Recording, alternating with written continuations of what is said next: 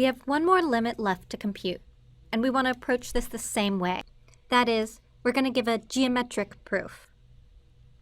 To get started, let's go ahead and replace the quantity delta x everywhere with theta.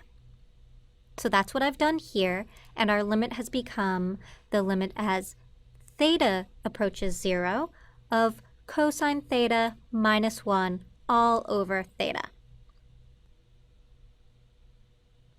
To give a geometric proof, we're going to need a picture. So let's go ahead and start with a unit circle.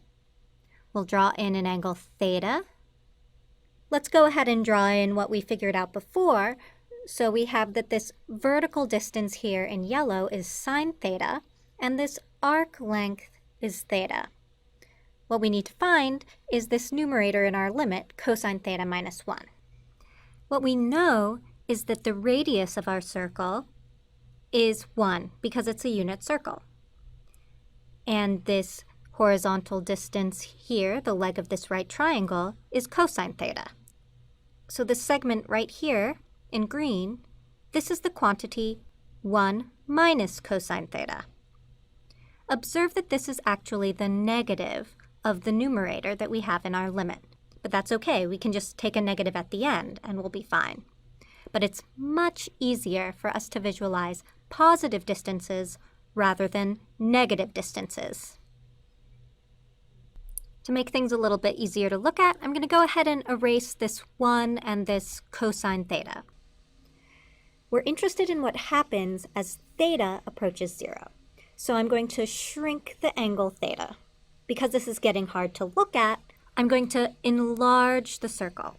And I'm enlarging it in such a way that the relative magnitude of sine theta is staying fixed. Let's go ahead and compare this to the original circle before I shrunk theta. You can see that the sine theta is exactly the same size. So let's keep up the process of shrinking theta and enlarging the radius of our circle until we can't fit it on the page anymore. And look at what happened to 1 minus cosine theta. Observe that now it is so tiny you can barely see it. In the previous exercises, you saw that when theta is very small, like it is here, sine theta is essentially equal to theta. And both of these quantities are going to 0.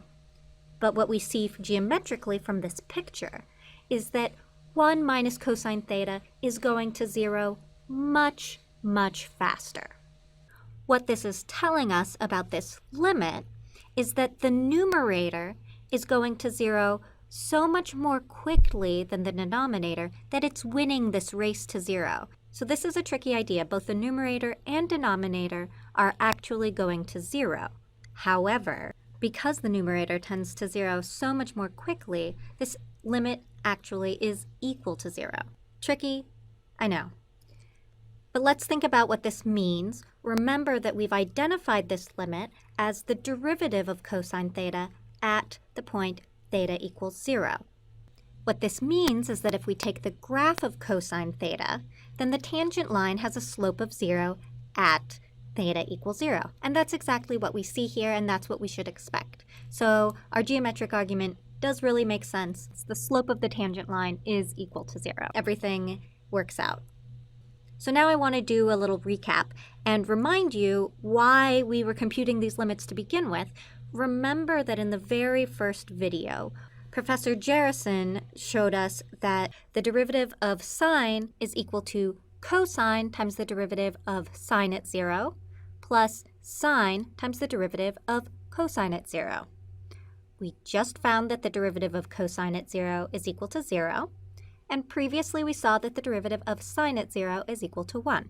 So the derivative of sine x is equal to cosine x. Similarly, you can work this out on your own.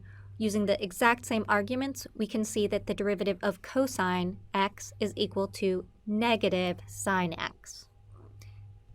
This is a pretty neat relationship that the derivatives of these two functions have with each other, so the next exercises are going to explore this a little bit. And in other exciting news, we now have two pretty interesting functions that we know the derivative of.